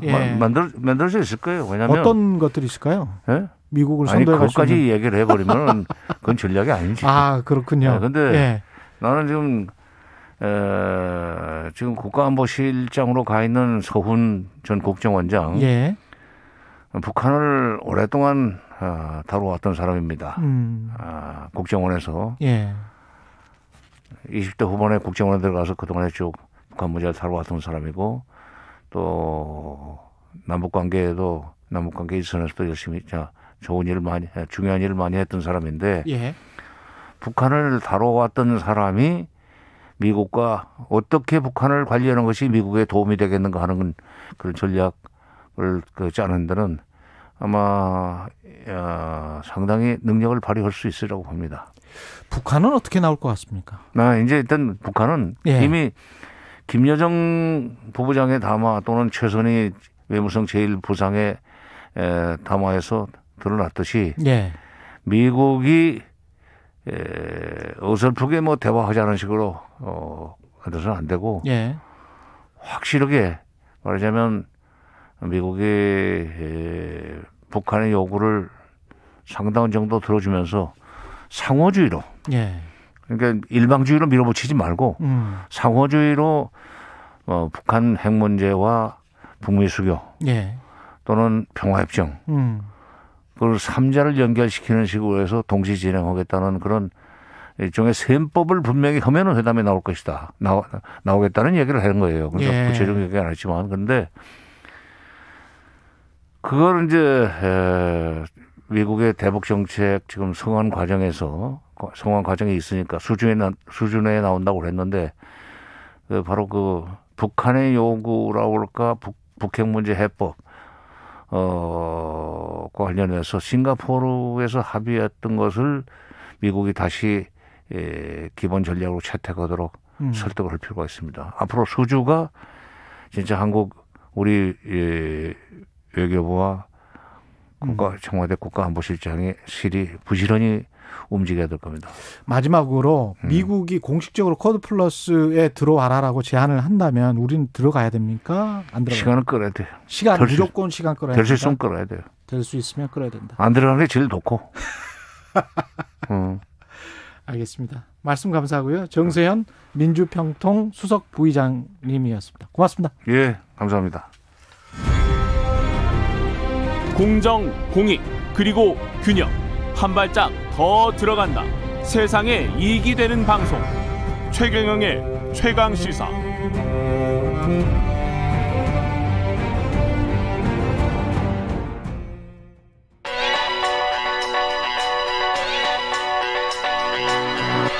최강시사 김한의 눈. 네, 김한의 눈 시작합니다. 안녕하십니까? 네, 안녕하세요. 예, 한 8분밖에 안 남아서 빨리 해야 되겠네. 네. 일단 박형준 국민의힘 후보 각종 의혹에 지금 휩싸였는데 좀 정리를 해보죠. 네, 크게 세 가지입니다. 이제 우선 국정원 이명박 정부 시절에 국정원 관련 4대강에 대한 민간인 사찰을 보고받았느냐 하는 쟁점이 있고요. 또 하나는 지금 굉장히 좀 이제 그 핫해지고 있는데 부산 최고가 아파트죠. 그러니까 특혜 분양 의혹이 일고 있는 LCT 아파트를 두 채 소유하고 있는데 1년 사이에 시세 차익만 40억을 이제 누렸습니다. 40억이에요? 예. 이게 이제 특혜가 아니냐, 뭔가 석연치 않은 계약이 있다라는 거고요. 마지막으로는 이제 딸의 대학 입시에 부당하게 개입하려 했다라는 의혹이 있는데 이 세 가지가 이제 각각 보면 하나는 이제 민주주의의 가치를 훼손하는 문제고, 그러네요. 네, 또 하나는 경제 정의와 관련된 문제고, 마지막은 이제 공정과 관련된 이슈이기 때문에 지금 뭐 단일화가 거의 모든 블랙홀처럼 후보 검증 이슈를 빨아들이고 룰이 어떻게 될 거냐에 대한 관심이 모여 있는데 사실 굉장히 중요한 검증 과제가 드립니다. 이것도. 그러네. 부산시장 후보에 관해서 하나하나 따져보면 국정원 불법 사찰 보고 이게 쟁점이 뭐죠? 그러니까 박형준 후보는 이제 하늘의 맹세코 알지도 못하고 들은 적도 없다 이렇게 얘기를 하고 있는데요. 서류가 나와버렸잖아요. 네, 문건이 나와버렸습니다. 이제 문건에 이 박형준 이제 후보가 당시 청와대에서 홍보기획관을 하고 정무수석을 했는데 여기 이제 보고가 됐다라는 국정원 문건이 공개가 된 거예요. 정무수석에게 홍보기획관에게 보고를 했다. 네, 그렇죠. 그러니까 이제 뭐 공개된 문건 중에 이제 4대강 살리기 반대 세력 연대 움직임에 대한 선제 대응 뭐 이런 문건을 보면 청와대 민정의 요청으로 작성되었고 정무 민정 국정기획 수행 등과 또 이제 0-0, 1-0으로 지칭된 누군가에게 배포되었다 이렇게 명시가 되어 있거든요. 일단 배포됐다. 네, 그러니까 사람은 거짓말을 하지만 사실 이제 문건은 거짓말을 하지 않습니다. 그래서 이 문건 외에도 뭐 4대강 사업 반대단체 현황, 4대강 사업 주요 반대 인물 관리 방안 이 문건 역시 청와대 홍보기획관의 요청으로 작성됐다 이렇게 나오는데 이건 아예 요청으로 작성됐다. 당시 이제 청와대 홍보기획관이 박형준 후보였던 거죠. 이에 대해서 이제 문건 공개를 정보 공개를 청구했던 명진스님, 그러니까 사찰을 당했던 당사자죠. 명진스님 뭐라고 얘기하냐면 박형준 후보는 이명박 정부의 불법 사찰을 기획하고 실행하는 데 중요한 역할을 했고 당시에 이미 이 내용들은 보도가 됐던 내용들인데 박형준 후보는 모르쇠로 일관하고 있다 이렇게 지금 주장을 하고 있습니다. 그렇군요. 두 번째 의혹은 LCT 아파트인데 어제 뭐 SBS도 보도를 한 것 같은데 이거는 이게 뭐냐면 이제 뭐 지금 특혜 분양 의혹이 있는 아파트인데 박 후보가 이 아파트를 가족 포함해서 딸 부부와 함께 두 채를 갖고 있습니다. 물론 뭐 그 두 채를 가지고 있을 수도 있고 투자를 해서 이익을 얻을 수도 있는데 문제는 이 과정이 어떻게 됐냐는 건데 어제 이제 단독 보도가 나온 바에 따르면 박 후보가 정상적인 매매 계약을 체결해서 샀다 이렇게 얘기를 했는데 그 당사자가 그 처의 아들이었던 것으로 지금 이제 드러났거든요. 전처의 아들? 네, 아까 지금 처인데 이제 이혼을 했기 때문에 그렇게 됐기 때문에 그러면 이제 의문이 생기죠. 이게 이제 2014년도에 20억 정도를 주고 분양을 받았는데 그때 이제 이 아들의 나이가 30대 중반 정도였는데 이 20억을 어떻게 마련했느냐? 이런 거죠. 그리고 2019년도에 1억 정도의 프리미엄을 붙여서 샀는데 그럼 이때 또 만약에 20억을 줬다면 이 40억 정도를 총 이 아들이 이제 갖게 된 셈인데 이 부분이 통상적으로 뭐 저도 이런 취재를 많이 해봤지만 통상적으로 이제 우회증여라고 보죠. 이렇게 되면 아니 근데 보통 이제 아들이나 딸이 이렇게 산 다음에 그다음에 이제 부모가 이렇게 계속 이렇게 돈을 주는 게 되는데 이거는 아들이 샀다가 곧 있다가 그냥 판 거잖아요. 또 자기 엄마한테. 그렇죠. 그럼 뭐라고 봐야 돼요? 그러니까 이게 왜 이런 식의 거래를 했는지 그리고 애초부터 이게 아들이 샀었는데 우리가 매매한 거다 이렇게 얘기한 게 아니라 정상적인 매매 계약을 체결했다 이렇게 얘기를 했거든요. 후보가 가장 나쁜 게 단기간을 모면하기 위해서 거짓말을 하는 겁니다. 그렇죠. 근데 이게 사실 이제 거짓말 프레임이 됐고 이런 경우에는 그러면 이제 이 자금 출처가 어떻게 된 거냐 그리고 왜 이런 방식의 거래를 한 거냐 이 부분이 이제 모두 논란이 되는데 이거를 알기 위해서는 박형준 후보와 이제 부인의 계좌를 들여다봐야 되는데 아직 이제 본인이 그 부분에 대한 공개를 하지 않고 있고 또 한 가지 논란은 박형준 후보의 부인이 LCT의 조형물을 만들었습니다. 그 건물 앞에 있는 공공미술이라고 우리가 부르는. 근데 이게 이제 10억짜리 계약이었다고 하는데 보통 대형 건축물에 이런 거 만들잖아요. 그렇죠. 예산이 이제 정해져 있죠. 공공미술을 해야 되는 의무 조항입니다. 네. 근데 이제 이 과정 이것도 미술계에서는 뭐 특혜나 이런 게 굉장히 많은 전통적으로 이제 좀 그런 사안입니다. 그런데 이거를 하고 이후에 프리미엄이 당시에 3, 4억 했다는데 불과 뭐 500만 원, 100만 원의 프리미엄을 주고 두 채를 구입한 게 특혜가 아니냐 이런 논란이 있는 거죠. 그러니까 당시에 프리미엄만 3, 4억을 했는데 500만 원밖에 프리미엄을 후보는 뭐라 그럽니까? 이 박 후보는 이제 30년간 이제 부산에 집이 없었고 무주택으로 있다가 아내 명의로 집을 작년에 산 거다. 뭐 불가피한 사연도 있고 해서 10억 원의 융자를 끼고 샀다 이렇게 얘기를 했거든요. 근데 이 해명 자체가 재밌더라고요.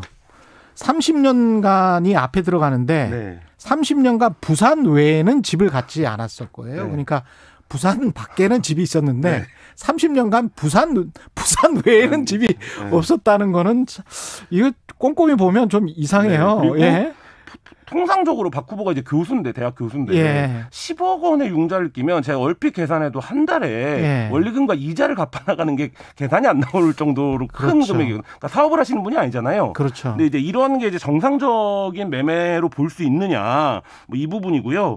그러니까 여기서 관련해서도 지금 자꾸만 이제 뭐 의혹이 제기될 때마다 조금씩 찔끔찔끔 해명을 하면서 결과적으로 거짓말을 하는 모습 이게 좀 후보로서 적절한가 이런 부분 좀 의문이 듭니다. 아들 딸도 당시 나이를 생각해 보면 20억짜리 아파트를 퍽퍽 살 그럴 정도의 나이는 아닐 거 아니에요. 그렇죠. 아무리 뭐 그렇다고. 사실, 간단치 않은 문제입니다. 그거 어떤 돈으로 살려고 했는지 진짜 거주 목적이었는지 그런 것도 궁금하고요. 마지막 의혹은 뭡니까? 김승현 전 홍익대 미대 교수의 주장인데요. 박형준 후보의 딸이 입시를 봤는데 좀 꼭 붙여달라. 실기시험을 봤는데 우리 딸을 꼭 붙여주셔야 된다. 이렇게 청탁을 해왔다는 겁니다. 그래서 이제 그 박 후보의 부인이 부산에서 이제 화랑을 운영하기 때문에 자기가 안면도 있고 원로 교수가 부탁도 해서 만났는데 당시에 봤더니 이제 형편없는 그림을 그려왔는데 그래도 자기가 점수를 좀 줬다 많이 결과적으로 낙방하긴 했지만 어쨌든 입시에 개입하려고 했다. 이제 이 의혹을 제기하고 그 박형준 후보의 사무실 앞에 가서 기자회견까지 했습니다. 그렇군요. 근데 이제 박 후보 여기에 대해서 뭐라 그래요? 이에 대해서는 뭐 시기가 일단 맞지 않는다. 그러니까 시기가 안 맞는다. 홍대에 편입을 시도한 적이 있다라는 사실을 인정을 했는데 부정 청탁은 전혀 없었고 당시에 딸은 영국에서 학교를 다니고 있었기 때문에 2000년 입시라고 지금 얘기를 하고 있는데 전후에는 한국에 있지도 않았다 딸이 뭐 이렇게 지금 주장을 하고 있습니다. 이거 수사가 필요합니까? 어떻게 보세요? 뭐 우리가 입시 비리 관련해서 워낙 강도 높은 수사를 했던 걸 봤기 때문에 사실 이제 그 기준에서 비춰보면 충분히 수사를 할 수 있다라고 LCT도 저는 그렇고 LCT도 마찬가지고 이 국정원건도 반드시 좀 규명이 필요한 거고 이게 이제 단일화는 한쪽 진영의 룰을 정하는 문제라고 한다면 이것은 실제로 후보의 어떤 도덕성 그리고 적합성을 묻는 문제이기 때문에 이 부분에 대한 검증이 좀 필요해 보입니다. 김한의 눈이었습니다. 감사합니다. 네, 감사합니다. KBS 1라디오 최경영의 최강시사 2부는 여기까지입니다.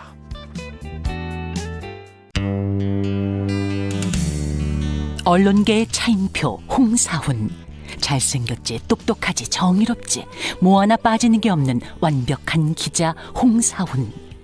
오후 4시 5분 홍사훈의 경제쇼를 전적으로 믿으세요. 경제방송 아무거나 들으면 큰일 납니다. 경제도 이제는 저 홍반장 홍사훈입니다.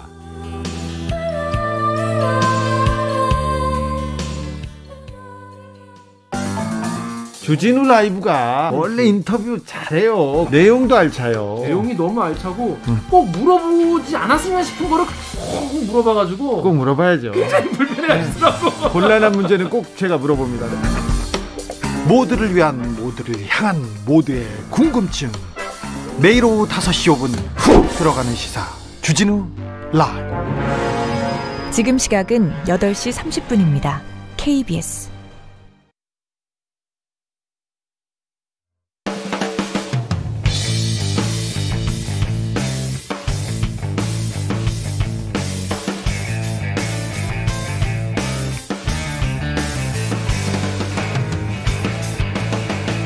최경영의 최강 시사.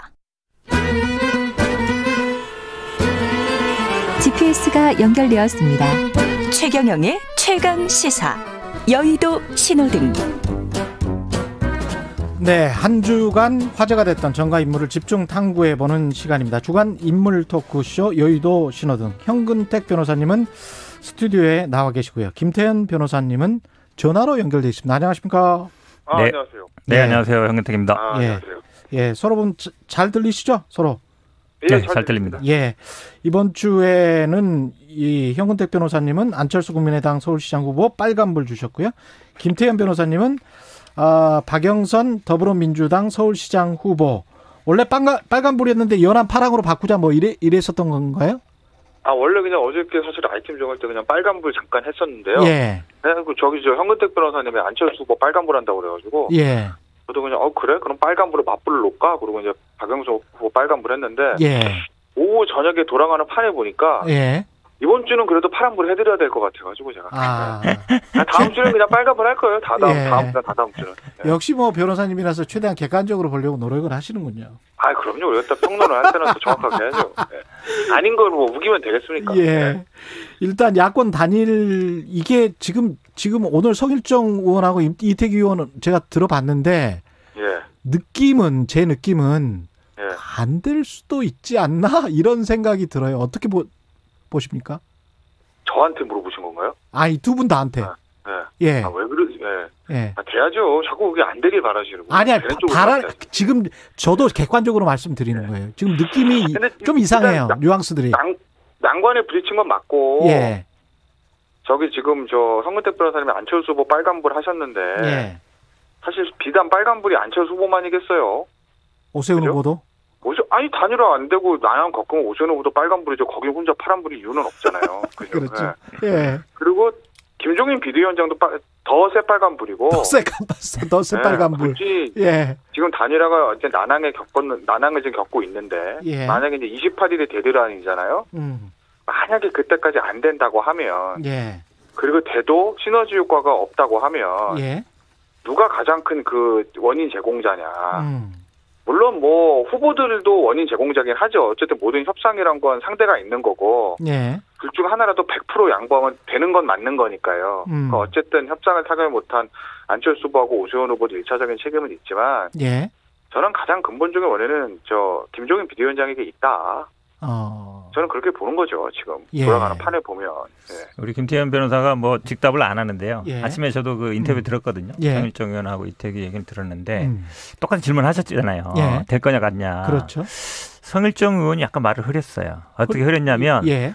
뭐 되겠죠. 뭐 약간 그러니까 바로 직답이 안 나오고 약간 흐리면서 뭐 노력한다는 건데 그래도 이태규 사무총장은 조금 더 뭐 약간 그런데 된다라는 얘기보다는 뭐 해야죠. 약간 당위성. 게다가 끝 무렵에 어떤 이야기를 했냐면 단일화가 되는 게 최선이고 그렇죠. 단일화가 안 되는 게 최악이라고 했거든요. 그렇죠. 근데 현실은 항상 최선과 최악의 중간이에요. 그러니까 저도 그 인터뷰 들으면서 받은 느낌이 똑같았어요. 예. 그러니까 이분들은 안 될 수도 있는 걸 염두에 두면서 하고 있다라는 생각이 들었고, 그러니까 결국은 뭐 변수라는 게 딴 게 있겠습니까? 처음에는 단일화를 해야만 이긴다고 생각했는데 지금 보니까 3자가 해도 우리가 이길 수 있겠는데 이 생각을 하는 거거든요. 그렇죠. 그리고 기본적으로 이 지금 국민의힘이나 국민의당은 예전에 뭘 같이 한 적이 없어요.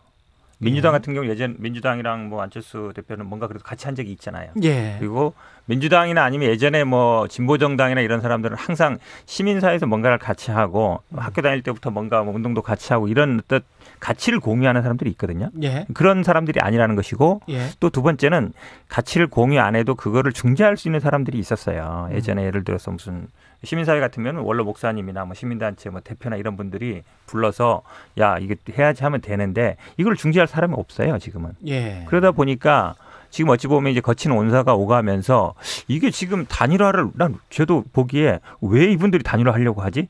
목표는 딱 하나예요. 이기려고 하는 거. 그렇죠. 그거밖에 없는 거예요. 뭘 나눈다든지 공유한다라든지 이런 생각은 없고. 가치 공유. 예. 그렇죠. 그런 게 전혀 없어서.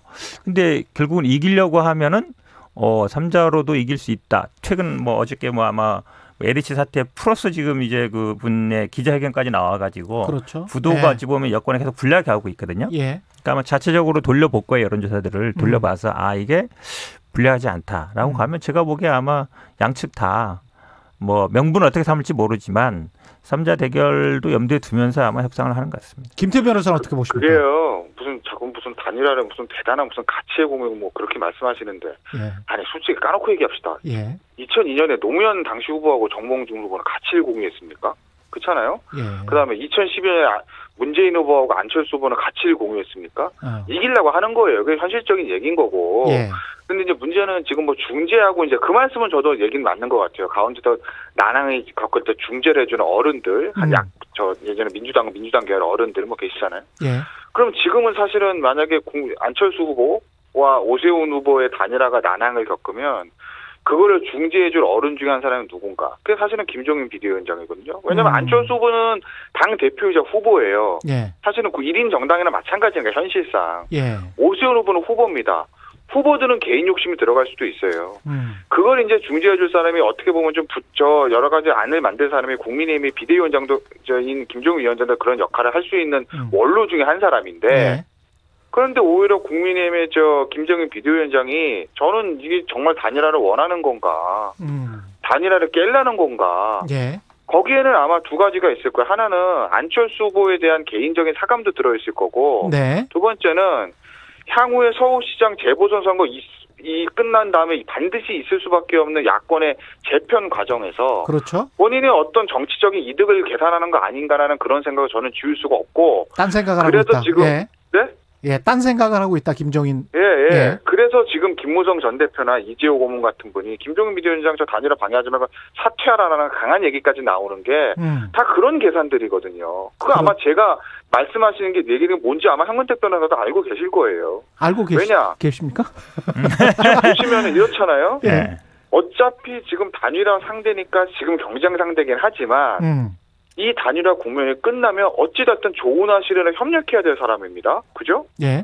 그러니까 안철수 후보가 뭐 훌륭한 사람이든 나쁜 사람이든 떠나서 어쨌든 지금 여론조사상 20에서 25%, 대선 여론조사 5, 6% 정도 가지고 있는 사람이에요. 예. 지금 국민의힘 입장에서도 굉장히 소중한 자산 중에 한 사람이거든요. 배척해야 될 사람에서 결국은 끌어안아야 될 사람이라고. 어찌됐든 그 지지세는 있는 거니까 크든 적든 예. 쉽지 않은 야권의 판에. 근데 거기다 대고 뭐 3자 구도도 이길 수 있다. 후보가 되는 일은 절대 없을 것이다. 예. 정신 나간 사람이다라고 하는 워딩들이 과연 정상적인 워딩이냐라는 걸 생각을 해보면 예. 김종인 위원장은 저는 딴 생각하고 있다라고 보는 거죠. 그렇기 때문에 단일화 협상에서도 상대가 절대 받을 수 없는 카드. 예. 지금 시대와 맞지도 않은 유선전화 5%에서 10% 이걸 고집하는 게 아니겠어요? 제가 알기로는 예.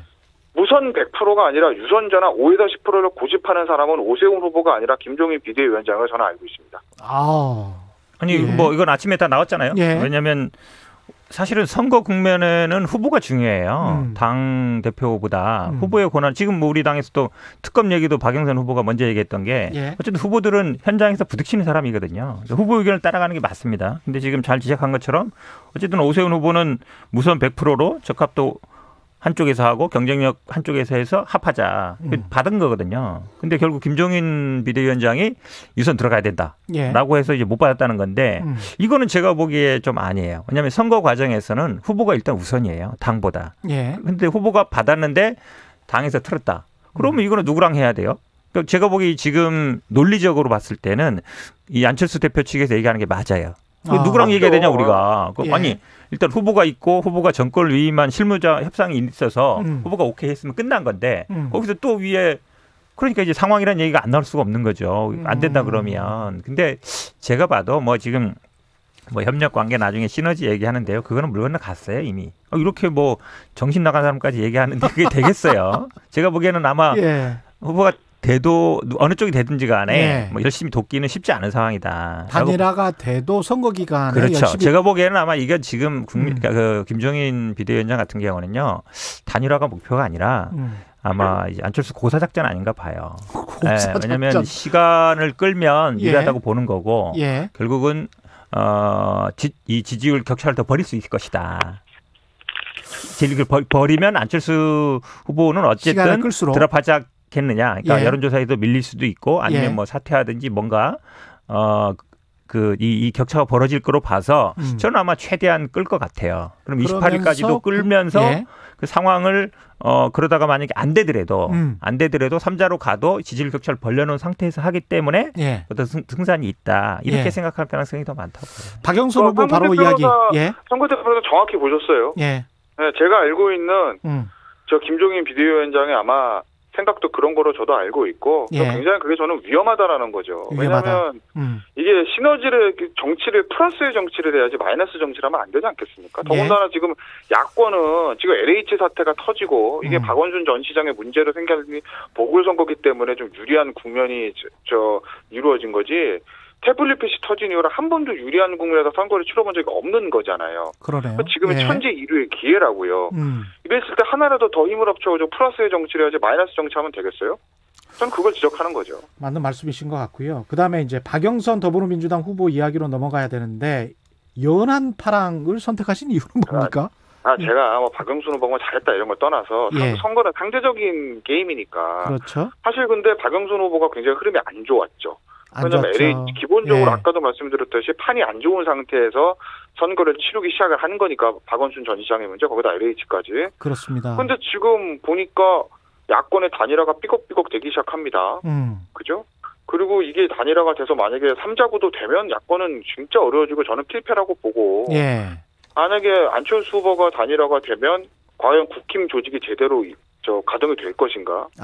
또 오세훈 후보가로 단일화가 되면 내곡동의 문제는 어떻게 할 것인가라는 약점들이 지금 도출되는 거잖아요. 그런 과정에서 그러면 마이너스가 되면 상대적으로 올라갈 수밖에 플러스. 없고, 거기다가 어쨌든 박원순 전 시장의 피해자 기자회견이 있으면서 그 3인방이 정리가 됐어요 지금. 어찌 됐건 간에. 그랬죠. 그러면 악재를 좀 털어낸 측면이 있죠. 그래서 제가 상대적으로 파란불을 준 겁니다. 다음 주는 또 어떻게 될지 모르겠어요. 다음 주는 또 그것은 있죠, 제가.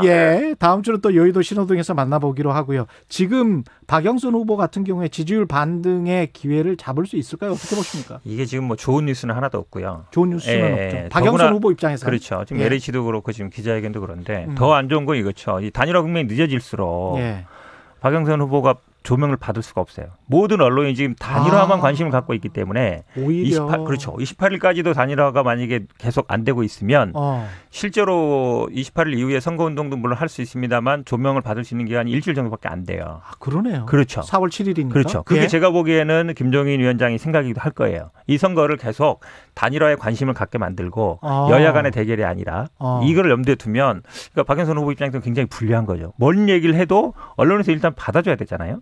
써줘야 되는데 그렇지 않고 어제도 보면은 모든 사람들이 질문이 안고 간다는 게 뭐냐 기자에게 내용만 물어본단 말이에요. 그렇죠. 정작 뭐 정책이라든지 이걸 얘기해야 되는데 그런 면에서 굉장히 이제 녹록치 않은 선거다. 근데 어제 아마 이해찬 대표가 나와서 이제 한 말에 저는 굉장히 의미가 있다고 봐요. 이제는 뭐냐면 지금 이제 우리 민주당에서 이제 지인 찾기 이걸 굉장히 열심히 하고 있거든요. 그래서 아는 사람들 연락하고 있는데 지난번에 한명숙 후보가 나왔을 때도 여론조사는 한 20% 정도 밀렸어요. 근데 그래서 사람들이 많이 투표를 포기했단 말이에요. 진짜 가지도 않고 조직도 안 움직이고 캠프만 움직였는데 0. 몇 프로밖에 차이 안 났죠. 그때 1, 2% 정도로 뒤집혔단 거의 이제 강남에서 개표하면서 뒤집어졌거든요. 막판에. 그렇게 본다 그러면 사실은 여론조사에서는 어쨌든 좀 뒤지는 건 나오지만 기본적으로 뭐 시도의원이라든지 아니면 구청장이라든지 기초 조직은 민주당이 탄탄하거든요. 이거를 최대한 가동하고 사람들이 또 사전 투표를 하면 좀 투표율이 올라가는 경향이 있습니다. 그래서 아마 지인 찾기, 그다음에 사전 투표를 열심히 독려하면 예. 저는 뭐 박영선 후보도 충분히 지금 승산이 있다라고 보고 있습니다. 승산이 있다라는 말씀에 어떻게 생각하십니까? 마지막으로. 아이고, 좀 맞는 얘기예요. 그게 이제 얼마 전에 이낙연 대표가 지상전 얘기하잖아요. 그러니까 선거에 사실 공중전하고 지상전이 있는 건데 공순전이라는 것은 저 중앙에서 봤을 때는 큰 판 구도 얘기하는 거고, 이제 지상전이라는 게 거기 당원들이라든지 지역 의원들이 이제 저 지역 훑고 다니면서 하는 걸 얘기하는 거죠. 쉽게 말씀드리면. 근데 조직력.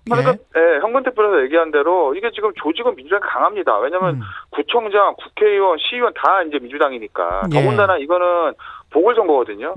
보궐선거는 상대적으로 투표율이 낮아요. 왜냐하면 그날 쉬는 날도 아니니까, 사전투표 있다고 하더라도. 그러네요. 그러면 기본적으로 조직이 풀 가동돼가지고 지금 가야 되는 것이 있는데 거기에서 민주당이 강점을 보이기 때문에 뭐 그렇다고 제가 박명수가 당선다 이렇게 얘기는 못하겠지만 여론조사에 나오는 것보다 실제 결과는 좁혀질 거는 맞을 있다. 거예요.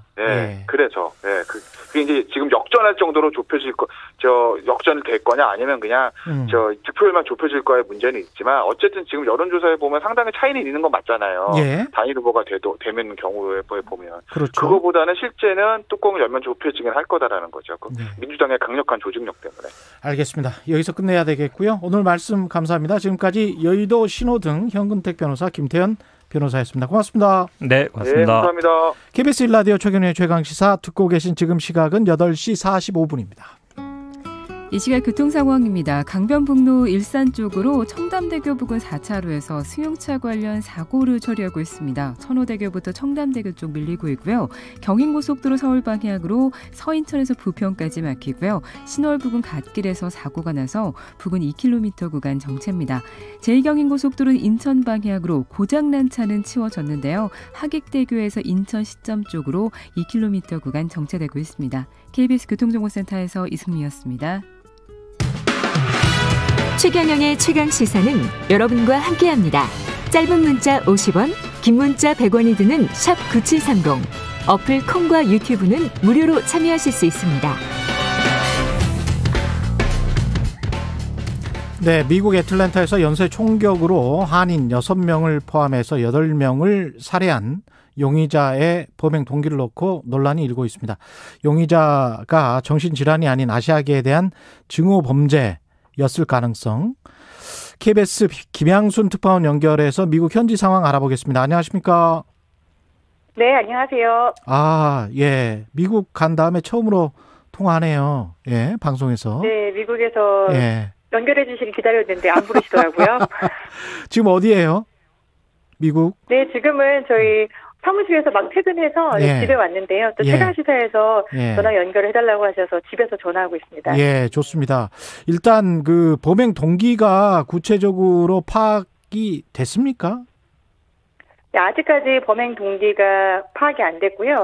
제가 어제 체로키 카운티의 보안관이 성중독이다라는 얘기를 하면서 스파 업소에 자주 드나들었다라고 하면서 본인의 SNS에다가 이 롱이라는 용의자, 지금 피의자죠. 기소가 됐으니까 이 피의자가 굉장히 힘든 하루를 보냈다라고 썼어요. 근데 이게 역풍을 지금 맞았습니다. 이제 언론들이 하루 종일 얘기한 게 지금 이미 이게 인종차별 범죄나 증오범죄가 아니라고 물타기를 하는 거냐. 왜 성에 대한 이야기를 하느냐. 그리고 이 사람이 힘든 하루를 보냈다면 아예 어제 하루가 없었던 사망자들에게는 아예 시간이 없어진 셈이잖아요. 그렇죠. 하루가 없었던 사람은 어떠라는 거냐라고 일제히 비난하기 시작하면서 이제 역풍이 불었고요. 이에 따라서 오늘 이제 체로키 보안관 카운티에서 수장이 나와서 죄송하다 이제 이렇게 가슴 아픈 말을 우리 대변인이 해서 다시는 이런 일이 재발하지 않도록 하겠다라고까지 밝혔습니다. 그리고 오늘 또 브리핑을 하면서 증오범죄인지 아닌지에 대한 수사 가능성 여부도 지금 배제하지 않고 있다라고 전했습니다. 그 지방 당국은 어떻게 보면 약간 물타기를 하려고 했던 측면도 있는 것 같습니다. 보니까. 그죠? 네, 사실 이 롱이라는 친구가 했던 말들이나 아니면은 그 아시안 스파에 굳이 들어가서 총격을 가하고 여기에서 30분 정도 또 차를 타고 올라가서 또 아시아 스파에 들어가서 이 마사지 업소를 골라서 들어간 거거든요. 아시아 업소를 일부러 골라서 또 들어가서 세 군데가 모두 아시아 마사지 업소입니다. 그렇다면 여기에 대해서 분명히 중점을 두고 수사를 해야 됨에도 불구하고 뭐 마사지 업소에 다녔던 건 성중독이다. 그리고 이 롱이라는 용의자의 집이 굉장히 독실한 크리스찬이었는데 성 중독 때문에 집에서 쫓겨났다라고 어떻게 보면은 물타기 그리고 이 피해자에 대해서 동조하는 그런 심리를 유발하는 발언들을 했습니다. 그 얼굴이 공개가 됐는데 저도 보니까 아주 멀쩡하게 생긴 백인 남성이더만요. 20대 정도로 보이던데. 네, 그렇습니다. 예.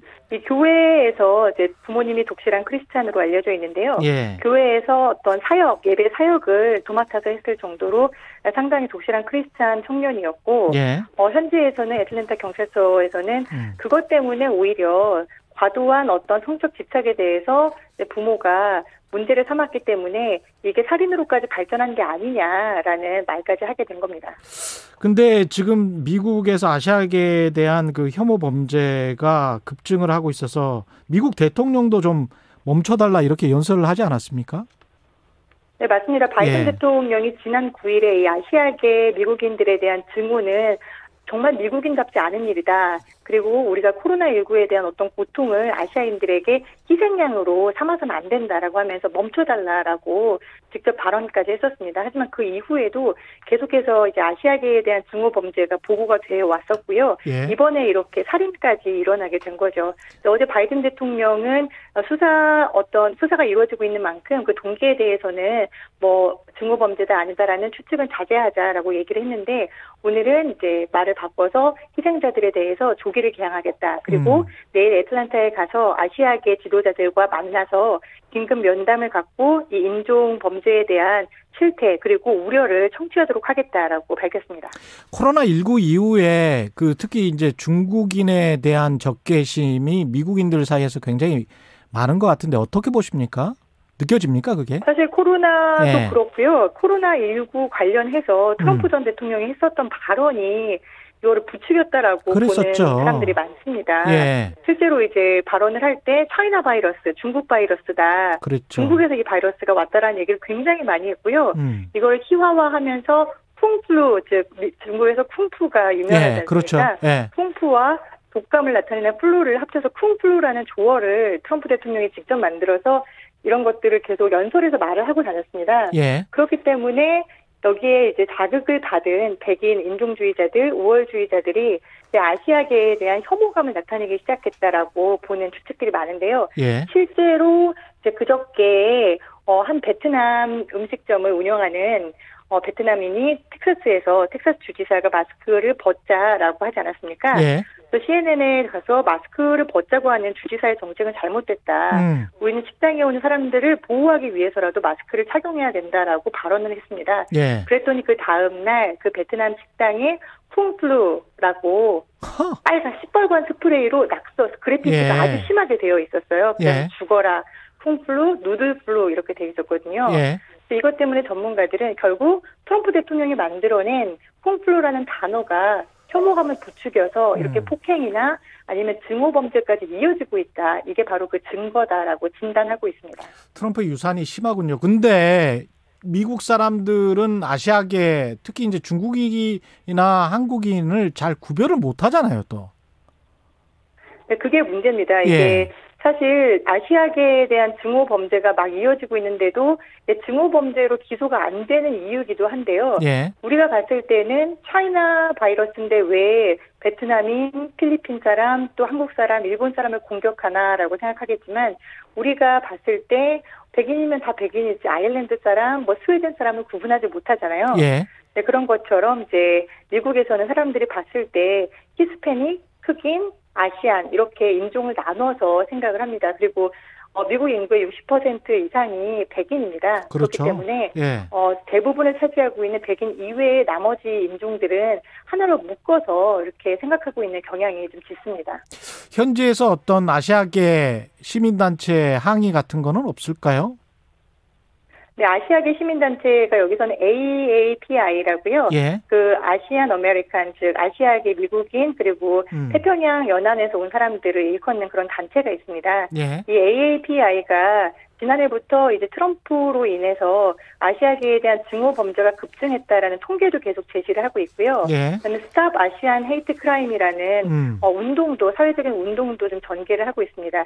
2월부터는 캘리포니아와 샌프란시스코를 중심으로 해서 거의 매 주말마다 그 헤이트 크라임, 아시안에 대한 증오 범죄를 멈춰달라고 집회를 해왔었거든요. 예. 하지만 현지 언론의 관심이나 보도는 상당히 미미했었던 편이고요. 한국에서도 관련 사실을 한인이 다치기 전까지는 크게 다루지 않아 왔습니다. 그러다가 이제 이번에 이렇게 살인 사건이 벌어지니까 미국 언론들도 AAPI의 활동에 좀 관심을 가지고 있고요. 예. 그다음에 바이든 대통령과 해리스 부통령이 내일 애틀랜타에 가서 만나는 이 단체도 바로 AAPI, 즉 아시안 커뮤니티의 대표 지도자들입니다. 예, 사실은 뭐 BLM이라고 해야죠. 블랙 라이브스 매터, 흑인 목숨도 중요하다. 이거를 했던 흑인 사실 그런 그 단체들과 연계하는 것도 중요하지만 미국 언론이 흑인들 목숨 못지않게 아시아계의 목숨도 좀 중하게 생각해주는 그런 경향성이 좀 나와야 될 것 같은데요. 예. 네, 맞습니다. 그런데 크게 문제가 됐던 BLM, 즉 흑인의 목숨이 소중하다라는 예. 운동과 이 집회가 상당히 거셌잖아요. 예. 그래서 여기에 한번 이제 배웠다라고 볼 수 있어요. 그래서 이제 미국 언론들은 BLM 운동이 너무 거셌었기 때문에 예. 이 아시안 헤이트 크라임으로 이게 지목이 되면서 아시아인들이 나와서 집회에 나와서 비슷한 양상이 벌어질까봐 사전에 약간 좀 차단하고 거리두기를 해왔던 그런 경향도 있었고요. 예. 그다음에 아시아인들이 좀 흑인과 다르게 어떤 특징이라고 할까요? 맞고도 신고 잘 안 하잖아요. 그렇죠, 특히 그렇죠. 이제 좀 참죠. 피해 대상이 예. 되는 그렇죠, 참죠. 예. 피해 대상이 되는 분들이 아시아인이면서 여성이나 또 나이가 많은 분들이에요.